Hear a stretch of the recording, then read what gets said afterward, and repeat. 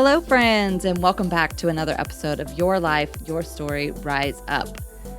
Okay, so today we are going to talk about how do you know when your favorite method of ending your day is becoming a little too unhealthy. I'm excited about this topic because I think I've been there a little time or two before where all I wanted to do was get home and have a glass of wine. So I'm joined with my guest, Angela Pugh, who is a leading expert in the field of addiction. She is a certified life coach, a recovery coach, and the founder of the Kansas City Recovery. She has extensive personal study in motivational interviewing, neurobiology of addiction, trauma healing, intervention, coaching, and so much more. Y'all, we're going to learn a lot from Angela today, so let's go ahead and just dive in, shall we? Hello, Angela. Thank you so much for joining me today. Hey, Jill, thanks so much for having me. What a pleasure to come on your show. Yes, absolutely. So I'm excited to dive in. I know the listeners are going to love this topic. So this season I have been focusing on life hacks and productivity habits that can just basically drastically change your life. And so I remember seeing something that you had posted on Instagram or stumbled across something on Instagram and saw this video where you said, don't let alcohol control your life. And I was like, a little curious about that. And so I just started scrolling your page and I was like, I can get behind this topic because I know back in my day, I spent many of my days ending with a glass of wine that would turn into a couple. So I thought, I know we're going to dive into all kinds of things today, but go ahead and just share with the listeners, a little bit about you and your story. And then we'll get into a little bit more of this topic around how do you know when your habits start becoming a little bit unhealthy? Sure. Well, first of all, I want to say thank you for having me on because a lot of people, I'm an entrepreneur at heart. I happen to be a recovering alcoholic, but I am a business person and a creative and a visionary through and through. And a lot of people get really fearful about this topic of addiction, whether it's because they've had their own struggles with compulsive behaviors or they have somebody close to them.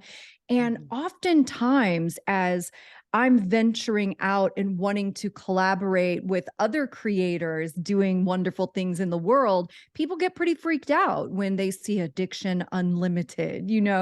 And the truth is, every person on the planet that has some sort of compulsion or addiction, we're just regular people.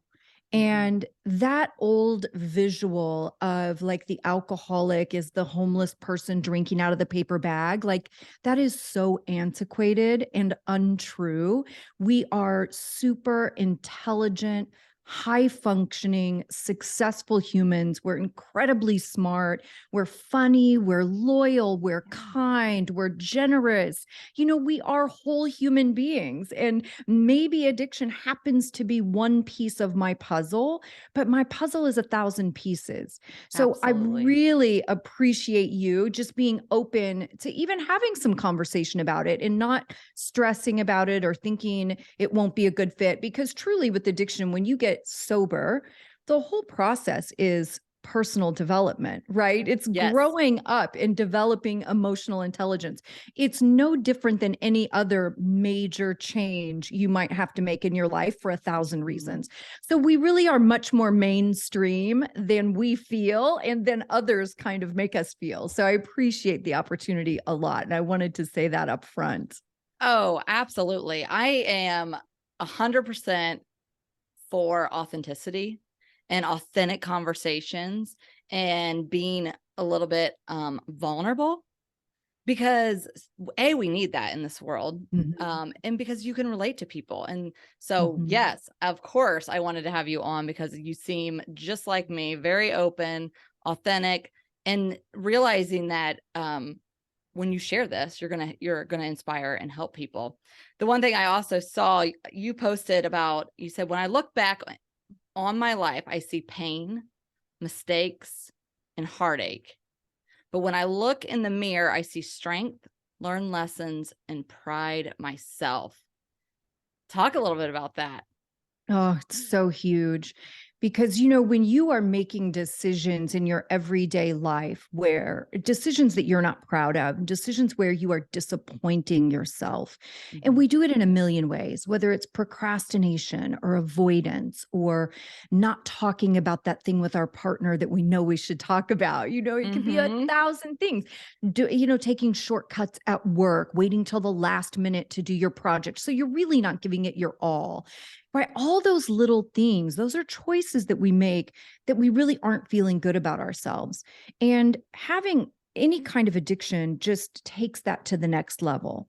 There's so much shame in those things that you can feel like something is wrong with you intrinsically, like it's a moral failing that I can't control my drinking. And it really isn't at all. And for most of us, how we get to addiction has nothing to do with morals or values or any of that either. Like I always say, I was an accidental alcoholic because I was a bartender. Like I didn't start out as an alcoholic. I was a bartender. It was my environment. Everybody I knew drank every day. That's what I saw for 2 decades, right? That's what I did. And it just was so normal. I thought everybody in the world drank every day. And eventually you do it long enough and it's got you, right? So you're talking about being in a position that is the lowest place you will probably ever be in your life. You're embarrassed. You're embarrassed at the pieces of you that your friends and family have seen.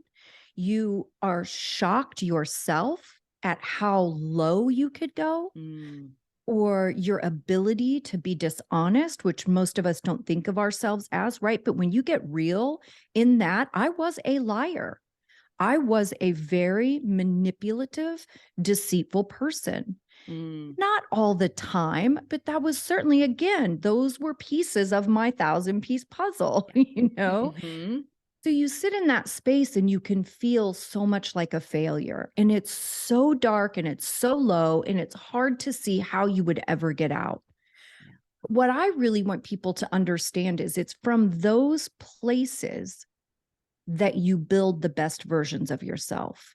Right. So digging your way out. And this is what we say. Everybody focuses so much on the destination, but the journey is the most important part, because in that journey of digging your way out, of learning to forgive yourself, asking for forgiveness from other people, changing those habits in yourself, stop lying, right? You start building self-esteem. You become dedicated and committed to yourself on a different level. Those are all pieces of the journey to dig yourself out of the hole. But those are the parts that make you the person you can be so proud of. Oh, yeah. Oh, so good. You talked about being a bartender and you talked about environments. So would you say that our environments can shape our habits or create our habits, would you say? Yeah, absolutely. And it's the same thing in recovery, right? It's the same thing when you get sober, you have to be really mindful of your environment as well.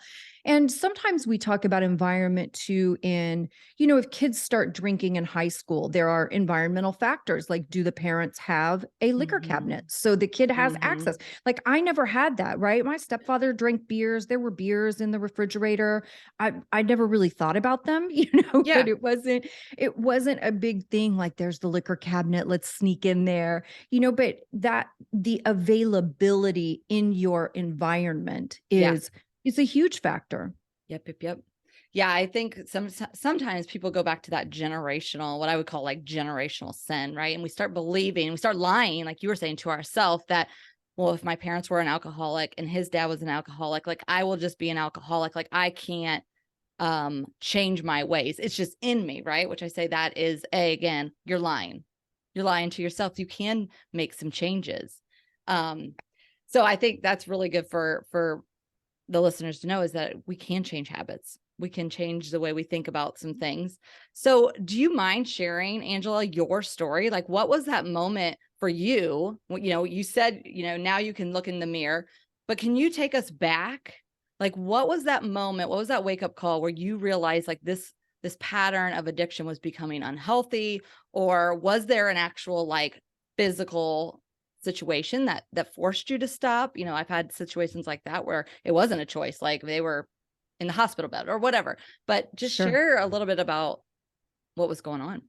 Sure. So really it was both, and people think about that rock bottom moment typically as an event. Mm, And it's not always the event, right? It's not always that something happens and that's your rock bottom moment.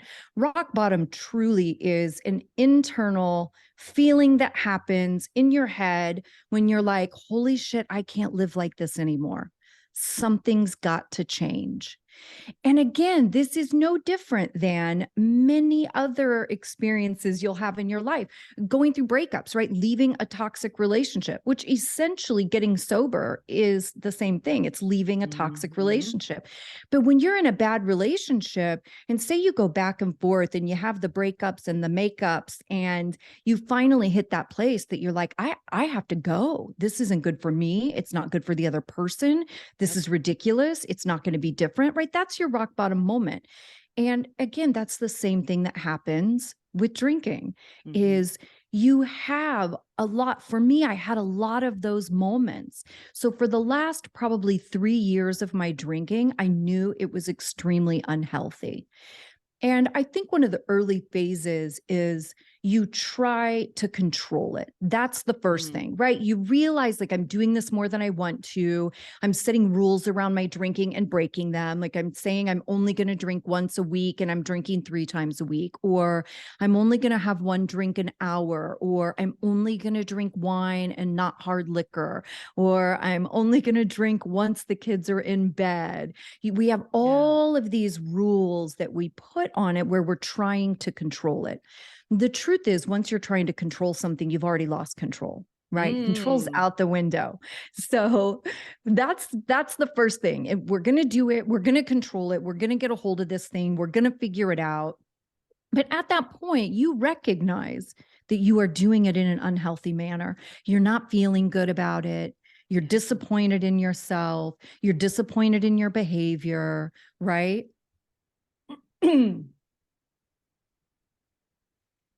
And the hangovers.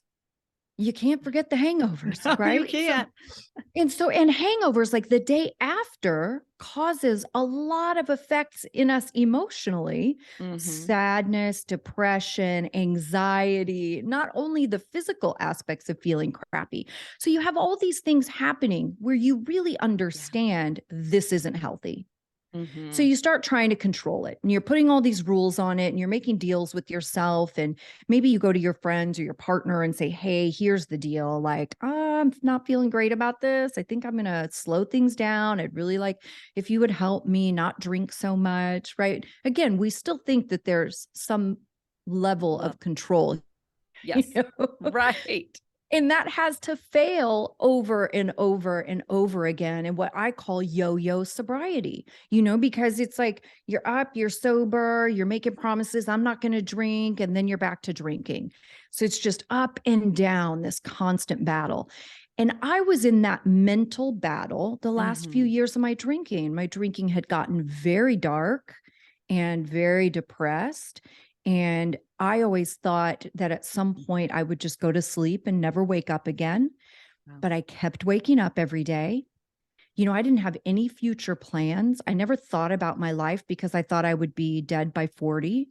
And I got sober at 33. So it was this long, drawn out process of just realizing over and over, it just has to be driven home 1,000 times before it will get through our thick little skulls, right? Yeah. And my moment of clarity, really, and understanding I couldn't control it, was one night I got home from work and I was a bartender. So me getting home from work typically meant 2:33 a.m. at that time. And I decided I was going to have a beer. I had gotten a DUI and I was on what's called diversion. You have an officer that's like a probation officer and you have to go once a month and see them, right? Yeah. I had my appointment at like 10 a.m. the next morning. So the whole night that I was at work behind the bar, I didn't drink. Like I told everybody, no, I've got to see my person in the morning. I'm not drinking tonight. I was perfectly fine. I get home stone cold sober. And I thought, you know what? I'll just have a beer while I walk my dog. So I walk the dog, right? And I have a Yep. couple of beers. And then I'm like, oh, you know what? I'm going to make something to eat and I'll just have a beer while I'm watching TV and eating. And I do that. Next thing I know, it's like 7 a.m. Oh my. I'm wasted and I'm supposed to go see my person at 10 a.m. I'm supposed Whoops. to walk into a legal building at 10 Hmm. a.m. And I did because I don't know why, but but that was a moment for me that was like, oh wow, this is way bigger Yeah. than I realized because all I had to do was go to bed. Like I made Right. it through the whole night working behind the bar, didn't have a single drink. All I had to do was go to sleep. Yeah. But that pull to Mm-hmm. just have one drink and that understanding of, oh my gosh, like I really can't have just one drink. It Yeah. doesn't matter how strong I am or how much willpower I have or how successful I am in all these other areas of my life. I don't have control over this thing. Yes. So I struggled, right? I struggled for a little while. Then my ultimate final was I did have a car accident. I was one of those people Mm. that was like, well, that's never happened to me. I never did that. Maybe I'm not that bad. I was a very high functioning person. I made a lot of money. I lived in a beautiful place. I had the expensive car, right? Yeah. I was high functioning and had all the things. And one night I went out drinking and I left the bar to go home. I don't remember a ton about it, but I crashed my car on the freeway at 70 miles an hour and I hit another car. Oh my goodness. And for a moment, I thought I had killed the other person. And that was really the moment, right? I'm standing on the side of the freeway and I'm staring out at the wreckage of my life, really, and Mm-hmm. the flashing lights. And I'm thinking in my head, like, oh my gosh, I have to call my mom right now and tell her I just killed somebody. Oh my Eh, goodness. How do you have that conversation? Like, I'm going to ruin her life Yeah. in one sentence. Mm. And it never dawned on me that I could hurt another person. I didn't care if I hurt myself, right? I had no self respect. I did not love me. I hated me. I wanted to die every day. I Right. hoped for that going to sleep and not waking up because I was in so much pain. Just living life was so painful Mm. for me. I just wanted it to be over. So I didn't care about me, but I never thought I would hurt somebody else. Yeah. Thankfully, I did not hurt him. He was fine. I was actually the only one injured. And it was a little bit crazy, but that was my final. Like Yeah. that's never again. Wow.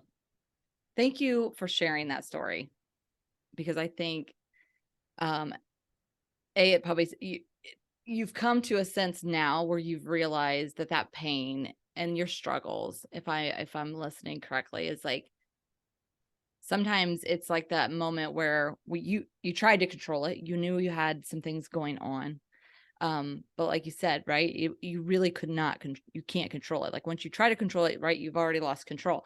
So it took a hard lesson, but one that I would say now you're using. I always say, sometimes our mess is our message, right? Like now you've realized that it kind of shook you, it kind of woke you up.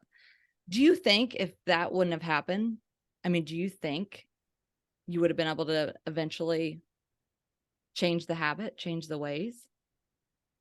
No, I think it was going to take something that extravagant for Mhm. me.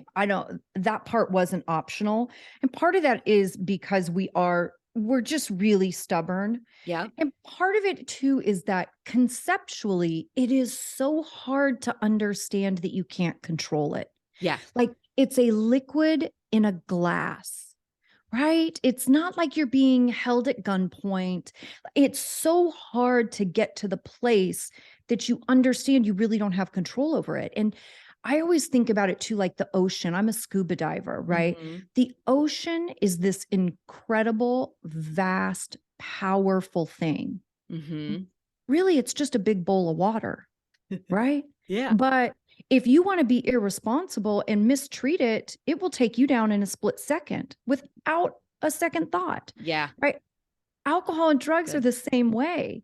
Yeah. It's like it is just a liquid in a glass, but and there is some genetics to Hmm. addiction too. There are some genetic pieces. It does run in families, and all of that is true as well. But that doesn't mean that you're going to go down that path, right? Right. Just because you have the genetics or it's in your family doesn't mean you're going to have addiction. It typically will come out in some other ways. You're going to have Yeah. some stuff, right? Because the Yeah. wiring is off, but it doesn't mean you're going to have addiction. It just means that we are a little more vulnerable to it. Yeah. Yeah. No, I completely relate to what you're saying. I remember when I was in my darkest moments of burnout, and the listeners on my podcast know we talk a lot about burnout, and I went back to the barriers of what was keeping me stuck on that hamster wheel of busy work and burnout. And I remember back in those years, like that was what I would go to all the time to numb the pain. So I didn't want to deal with like how much stress was going on, what was going on in my daily life. Things were going on in my marriage that I didn't want to confront. Right. So I'm just trying to like push everything away. And so I would go to wine almost every night.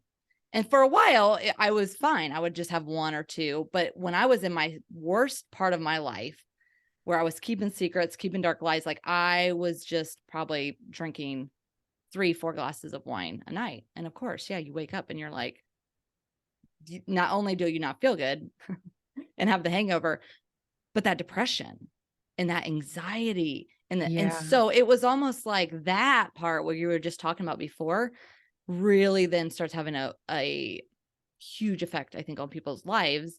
And so I would say for Huge. yeah, like the people that are listening that especially they relate to that burnout mentality, and you're finding yourself like I was, or maybe Angela was, like where you just go and you're like, I'll just have one, which turns to two, which turns to three, like realize like there's so much more effects that's happening there, like in that depression side, because that if you don't get a grip on that, that's gonna lead you We down.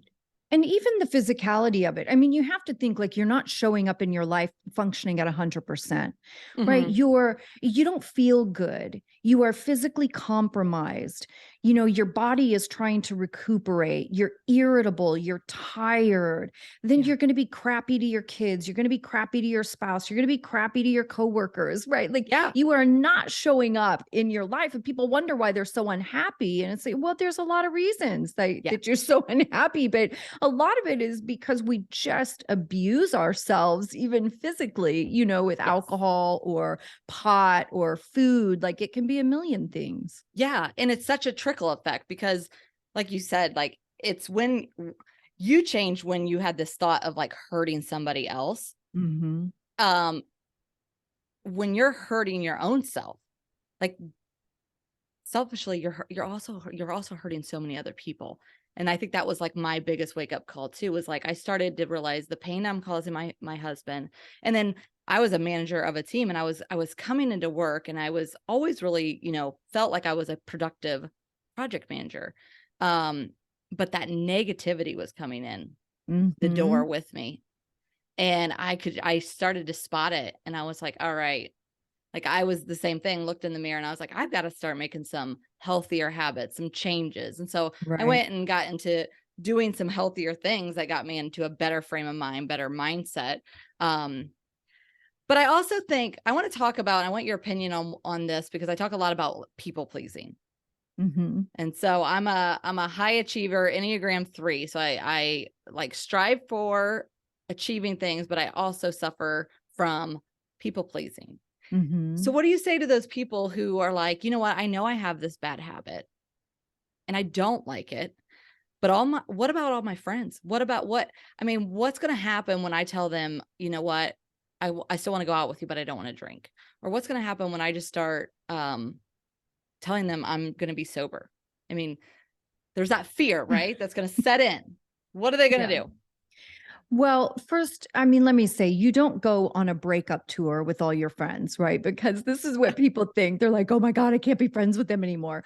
Like, no, you're not going to go on a breakup tour and tell everybody, that your friendships are over. I'll tell you what usually happens, and everybody knows the answer to this really. Number one, The people that are really your friends are going to love Mhm. you and support you no matter what. And they probably think you need to quit also. So they're really going There to you go. support you. Like when I said I was quitting drinking, no one argued with my decision. You know? You're like, "Oh, okay." So your closest people that are truly your friends are going to be right on board with you and want to support you any way that they can. What I did with my friends was I thought, okay, I loved my drinking friends. I loved my people. They were fantastic people. But here's what happened. When I quit drinking, they weren't reaching out to me to do Mhm. non-drinking things. They weren't calling me saying, "Hey, do you want to go to breakfast?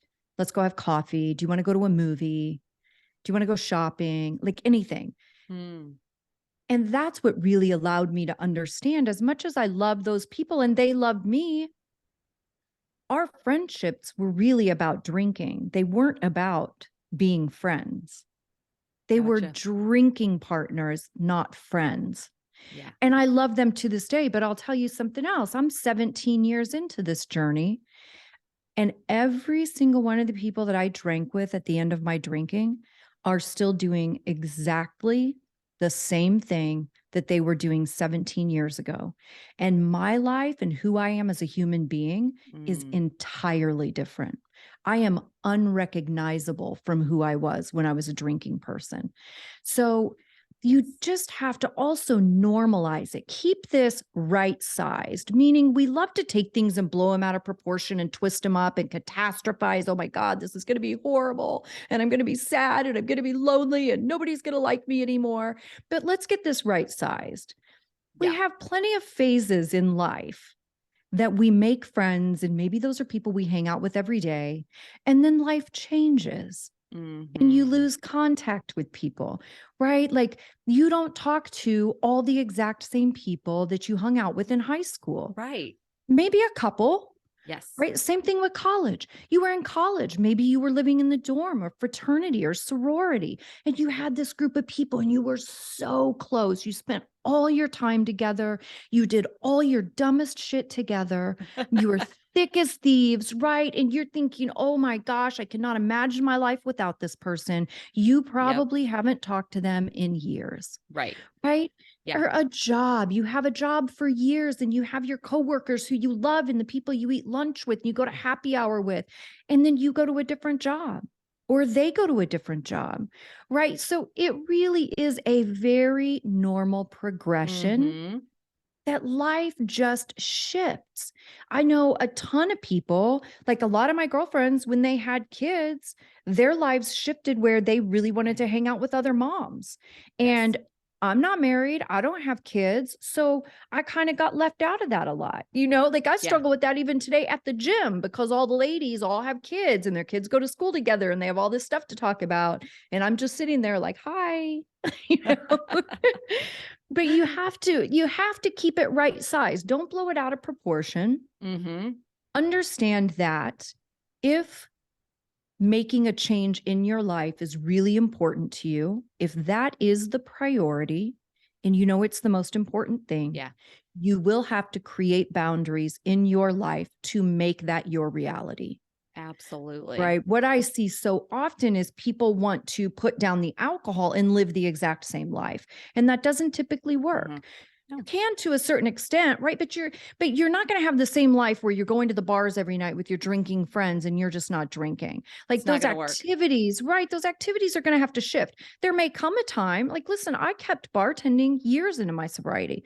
It didn't bother me. That's awesome. But I'll tell you something weird. Somewhere around 10 years sober, it started bothering me. Like Mm. all of a sudden, I don't really care to be around alcohol. I don't want it around me. I don't want to go Yeah. places I mean, I don't mind being at a restaurant, but like I'm not going to go to a Super Bowl party of all drinking Right. people or a New Year's celebration of all drinking people. Like I'm just not going to do that. Yeah. It's not comfortable. It's not fun. Drunk people are incredibly annoying, especially when They you're are. not one of them. You know what I mean? Like they repeat themselves 1,000 times. They Oh, think yeah. things are funny that are definitely not funny. Their volume gets louder and louder.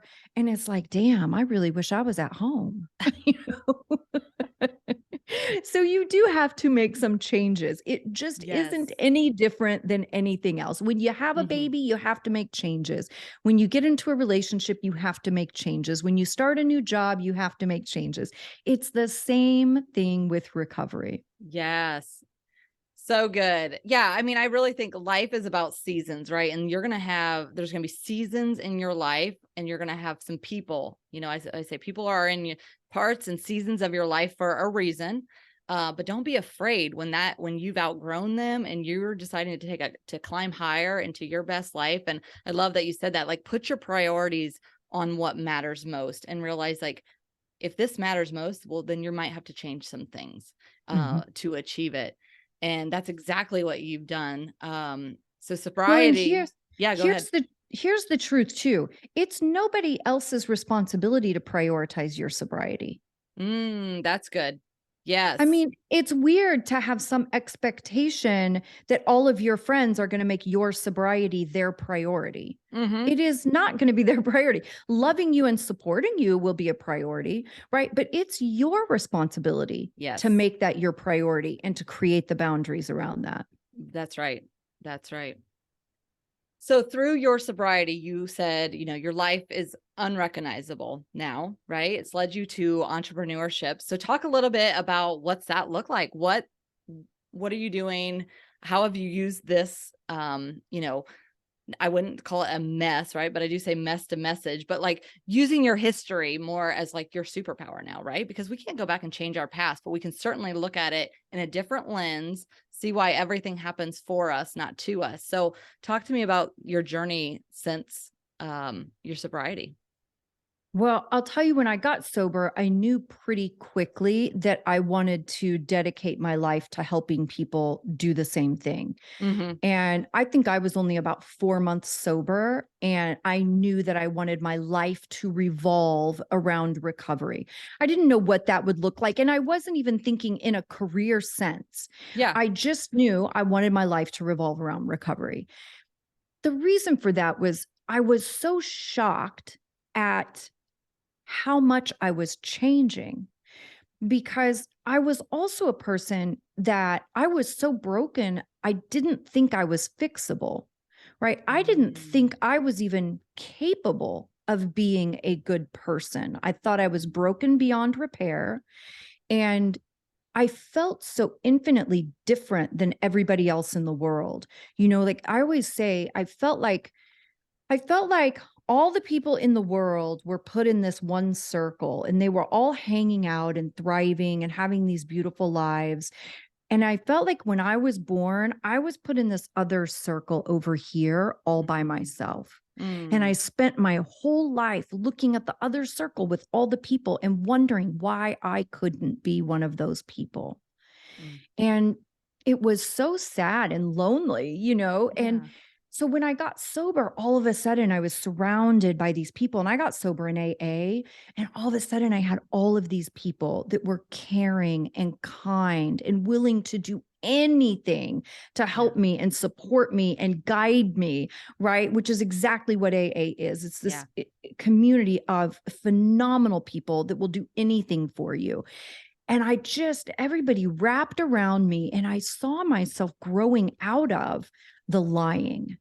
And I saw myself being committed to myself and showing up to a meeting every day and caring for myself, which is something I had never done before. All I Mm. did was hurt myself, right? I was a smoker, I was a drinker. All of those things are forms of self hatred. Yeah. You are hurting yourself and shortening your life on a daily basis. There's no self esteem or self respect or self love in those habits. Mm-hmm. So all of a sudden, I was growing and shifting into this other person that I never even thought I was capable of being. And I was so blown away by it. And I was so in awe that I was like, this is what I want to do forever. Like, this is all I want Yeah. to talk about. Like, this is it, because if I can do this, I promise you anybody can, because I was a hot damn mess. For sure. I was a disaster.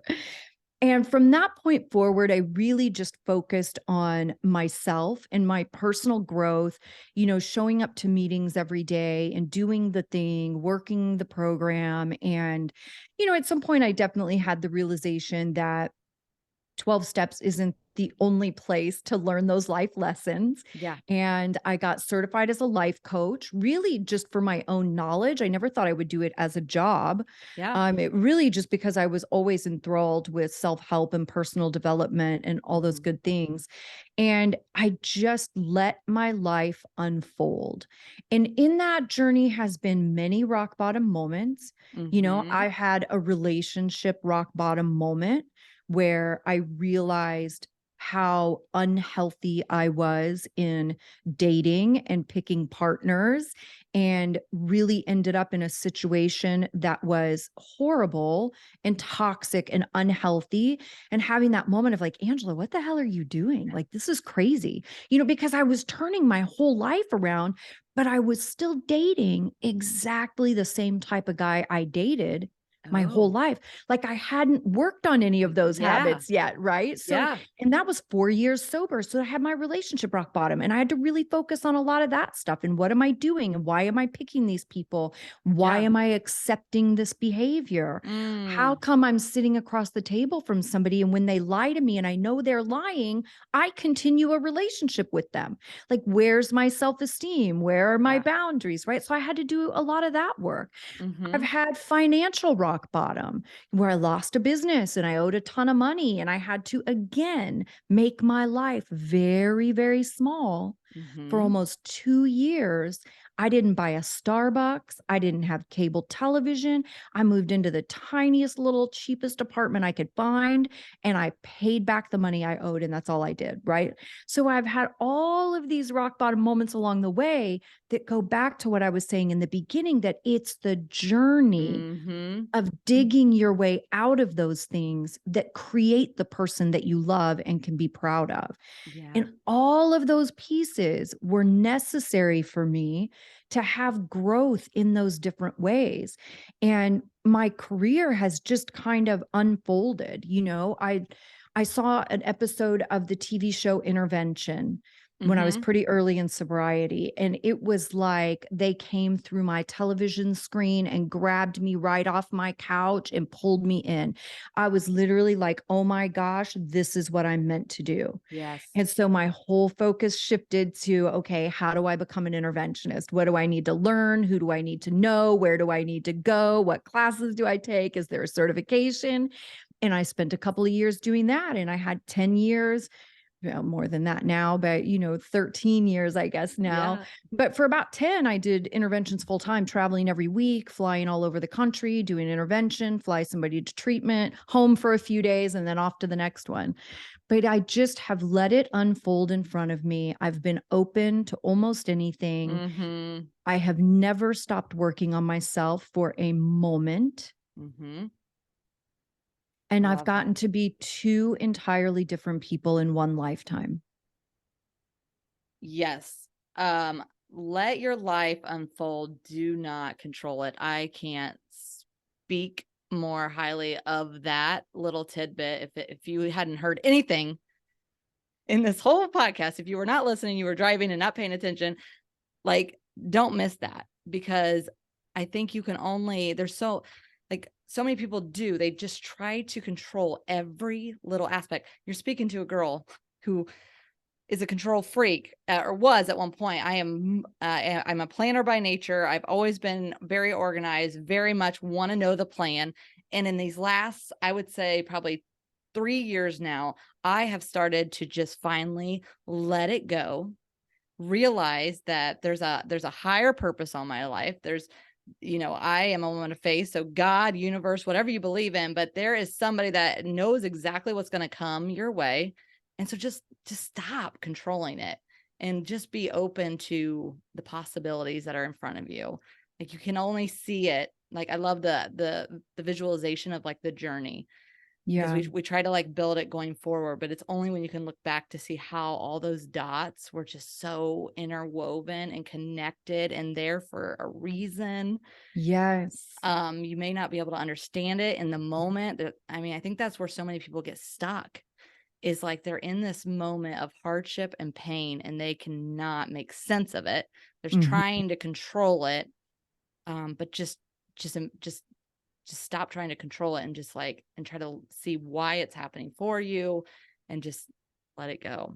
Yeah. The stuck comes from trying to figure out the how, right? That's the trying to control it part, is how Yep. How? will this happen? How will I make this happen? How is this ever going to happen? How will I ever get there? The how is not the part for you to figure out. Yeah. The Yeah. how will present itself. Mm-hmm. We have a saying in AA that says, do the next right thing. Yeah. You don't have to know the how. You just have to show up. Mm-hmm. I didn't have to know. Listen, I couldn't have sat at the beginning of my sobriety and imagined I would have a top podcast, right? Like I couldn't, because podcasts didn't even exist when I Yeah. got sober, Wow. But when something presents itself, like I have to be showing up in my life on a daily basis and being present. Mm-hmm. And when a thought comes to me, I have to be willing to explore it. Or when an email comes out of left field and doesn't make any sense, but my gut says there's something there, instead of just deleting it, I need to think about it. Yeah. Like, is somebody good. pitching me something? Is that something to consider? I hadn't thought about that. Maybe I'll just look at their website. Just do the next right thing. Oh, Keep showing up. The how will present itself. That's good. That's good. Well, Angela, thank you so much for being here. This was awesome. I think so many people will relate to you. Where can they find more information about you? Sure. The podcast is called Addiction Unlimited. So you can find me pretty much on all the socials at Addiction Unlimited, except Twitter, because I don't twit. I don't twit either. But everywhere else at Addiction Unlimited, you can find me. Awesome. Awesome. Well, I will put that in the show notes below, and just truly appreciate you coming on, being vulnerable, being authentic, with the intent to, of course, inspire and help people and hopefully provide that intervention for them, right? Maybe this is something that they heard on a walk or on their treadmill, and it's a moment right now where they're like, okay, this makes so much more sense. Like that gets me fired up. That's why I love these podcasts. It's like, You never know who's listening. You never know whose life you might have just changed. So. That's right. And thank you for your courage and being willing to talk about this stuff. They are hard conversations to have sometimes. Yeah, my pleasure. Thank you so much. Thanks.